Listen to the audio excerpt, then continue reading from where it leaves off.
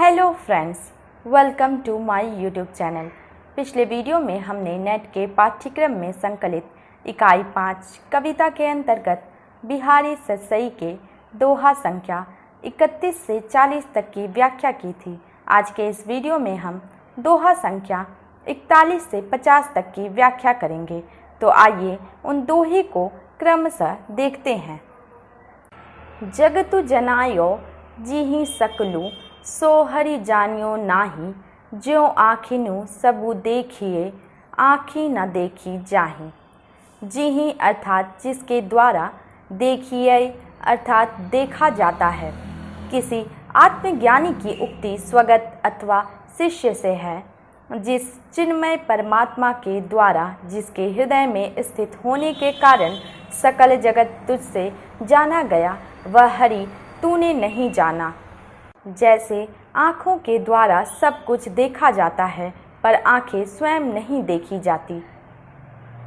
मंगलु बिंदु सुरंगु मुखु शशि केसरी आर गुरु, इक नारी लही संगु रसमय की लोचन जगत।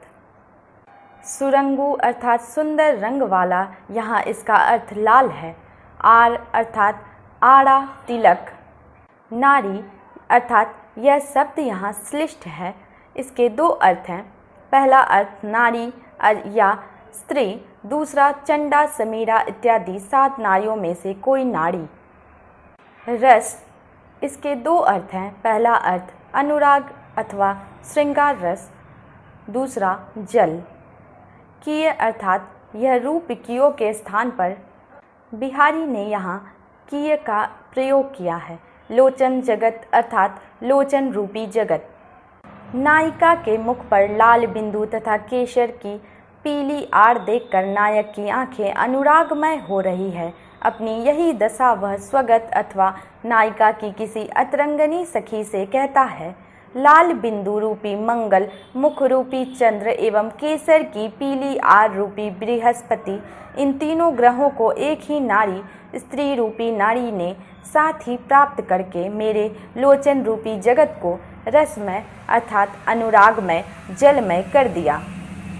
मंगल ग्रह का रंग लाल तथा बृहस्पति का पीला माना जाता है और मुख का उपमान चंद्र प्रसिद्ध ही है। पियतीय सौ हंसी के कहियो, लखै दिठौना दीन, चंद मुखी मुख चंदू तय, भलो चंद समूह कीन। भलो अर्थात पूर्ण रूप से या पूरा पूरा। सखी का वचन सखी से है। प्रियतम ने नायिका से यह देखने पर कि उसने दिठौना दिया है, हंसकर कहा कि हे चंद्रमुखी, तूने अपने मुख चंद्र को इस दिठौने के द्वारा भला पूरा पूरा चंद्र के समान कर दिया। कौहर सी एरिन्यू की लाली देखी सुभाई, पाई महावरी देई को आपो भई बेपाई। कौहर अर्थात कटु फल, इंद्रायण का फल। बेपाई अर्थात बिना पाँव की अर्थात मति पंगु या स्तब्ध। सखी वचन सखी से है। इंद्रायण के फल सी एरियों की स्वाभाविक लाली देखकर नाइन स्वयं बेपाई अर्थात बिना हाथ पैर की अर्थात मति पंगु हो गई। फिर भला पाँव में महावर दे तो कौन दे। खेलन सिखये अली भलय, चतुर अहेरी मार, कानन चारी नैन मृग, नागर नरनु शिकार। भलय अर्थात भली भांति, यहाँ इसका अर्थ बड़ी विलक्षणता से होता है। अहेरी अर्थात शिकारी। कानन चारी, इसके दो अर्थ हैं। पहला कानों तक विचरने वाले अर्थात दीर्घ, दूसरा जंगल में विचरने वाले। नायिका की अतरंगिनी सखी उसके नेत्रों द्वारा नायक के घायल होने का वृतांत उससे परिहासात्मक वाक्य में कहती है।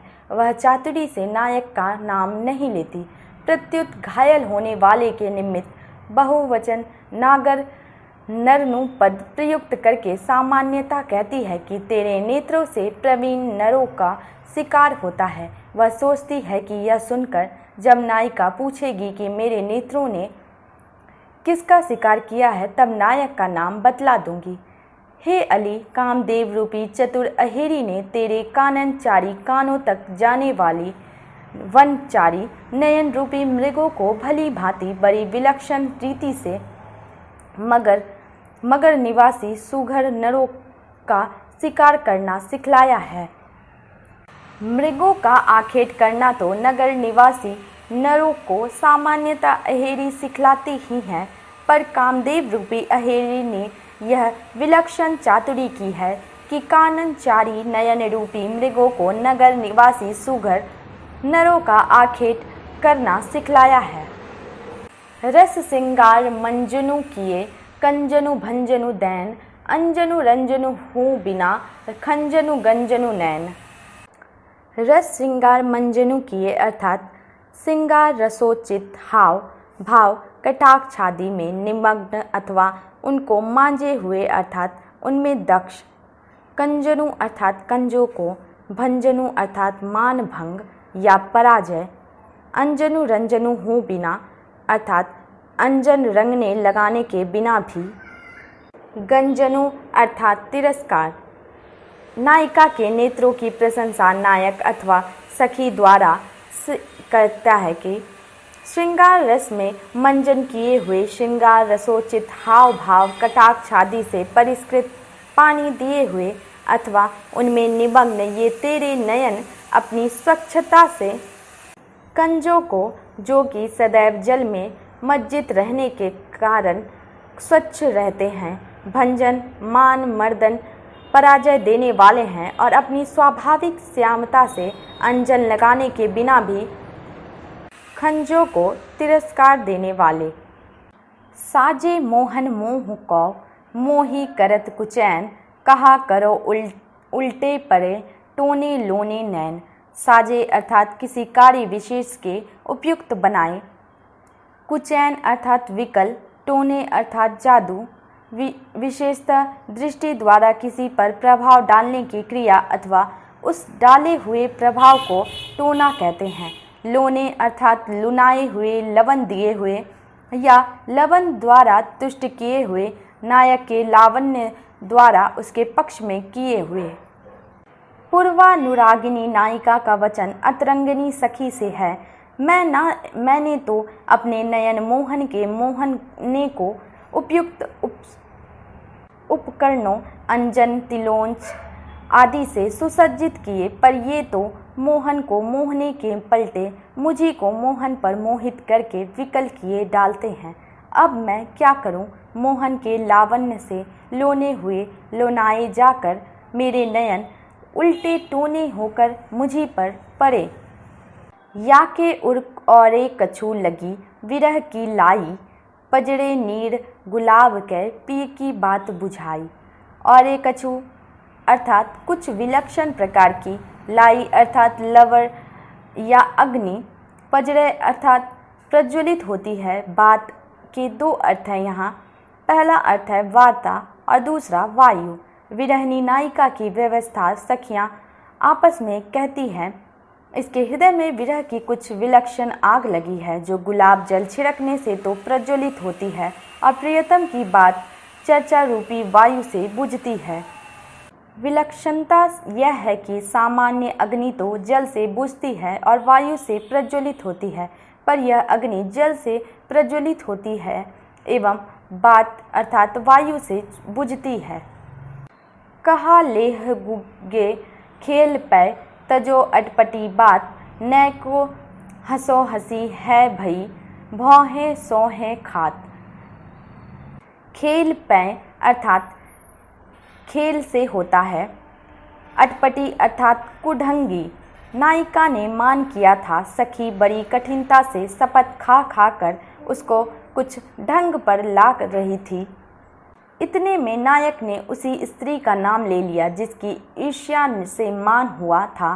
सखी यह सोचकर कि कहीं मान फिर न बढ़ जाए, बड़ी वाक्य चातुरी से नायक के उस नाम लेने को उसका खिलवाड़ ठहराकर इधर तो नायिका के रोष को उभरने नहीं देती और उधर नायक को सचेत करती है।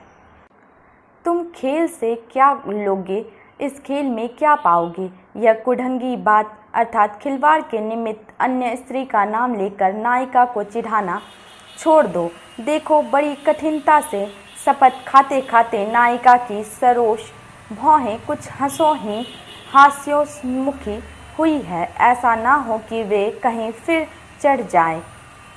डारी साड़ी नील की, ओट अचूक चुके नैन, मोमन मृगु करबर गहे, अहे अहेरी नैन।